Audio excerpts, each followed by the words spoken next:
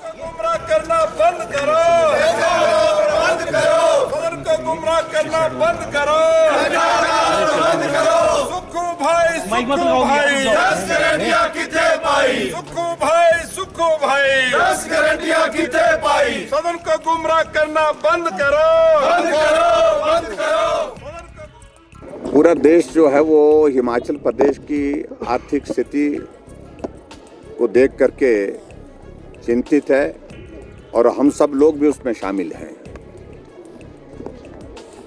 मैं हैरान हो रहा हूं मुख्यमंत्री के बार बार इस तरह के वक्तव्य से।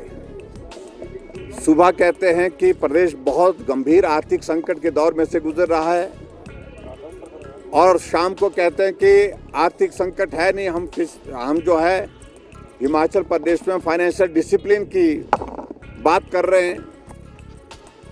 लेकिन आज मैंने उन्हें पॉइंट ऑफ ऑर्डर जब अध्यक्ष महोदय जी से पूछा कि हमने नियम 67 के अंतर्गत स्थगन प्रस्ताव दिया था विधानसभा के अंदर, क्योंकि कर्मचारियों को सैलरी नहीं मिली, कर्मचारियों के अलावा पेंशनर्स को पेंशन नहीं मिली। आज सितंबर की 4 तारीख बीत गई है। इस पर मुख्यमंत्री जवाब देने के लिए खड़े हुए। पहले कहने लगे मैं जवाब देना चाह रहा हूं और बाद में कह रहे हैं कि मैं स्टेटमेंट दे रहा हूं। हैरानी इस बात को लेकर के है कि 2 वर्ष का कार्यकाल हिमाचल प्रदेश में कांग्रेस पार्टी की सरकार का होने जा रहा है। अभी भी जहां इनकी विफलता होती है, नाकामयाबी होती है, वहां दोष पूर्व सरकार को दिया जाता है और केंद्र सरकार को दिया जाता है। हमारे समय में भी इस तरह से हालात बहुत ज़्यादा ऐसे नहीं थे कि आर्थिक दृष्टि से हिमाचल बहुत मजबूत था, लेकिन फिर भी हमने उस जिम्मेवारी को समझा और उस जिम्मेवारी का निर्वहन किया।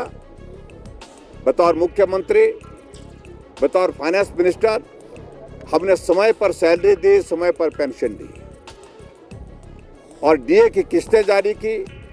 एरियर्स थे वो पेंडिंग, उसमें बहुत सारी राशि दी। पेंशन जो भोगी हैं उनके बिल बहुत सारे पेंडिंग थे, कर्मचारियों के जो हॉस्पिटल के जो रिम्बर्समेंट के वो भी पेमेंट की।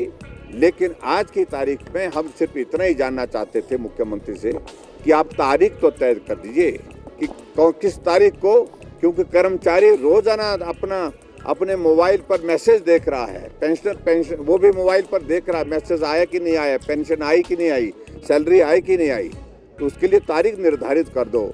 आज मुख्यमंत्री ने कहा कि हम 5 तारीख तक सैलरी देने की स्थिति में नहीं है।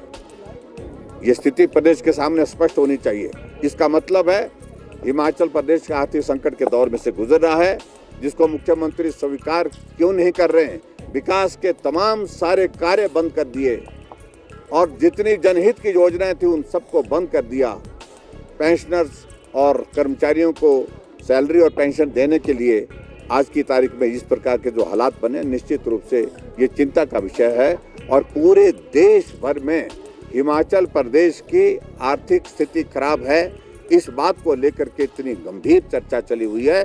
पूरा देश पूछ रहा है कि आखिरकार हिमाचल प्रदेश में 2 साल की सरकार, कांग्रेस पार्टी की सरकार ने आखिरकार ऐसा क्या किया। ये सारी गारंटियां जो वादे किए थे, जो कमिटमेंट की थी उन्होंने सत्ता में आने के लिए, आज कह रहे हैं कि हमको फ्रीबीज से बचना चाहिए, लेकिन सत्ता में तुम आए ही इस वजह से है क्योंकि आपने लोगों को झूठे आश्वासन, झूठी गारंटियां दे करके लोगों को गुमराह किया।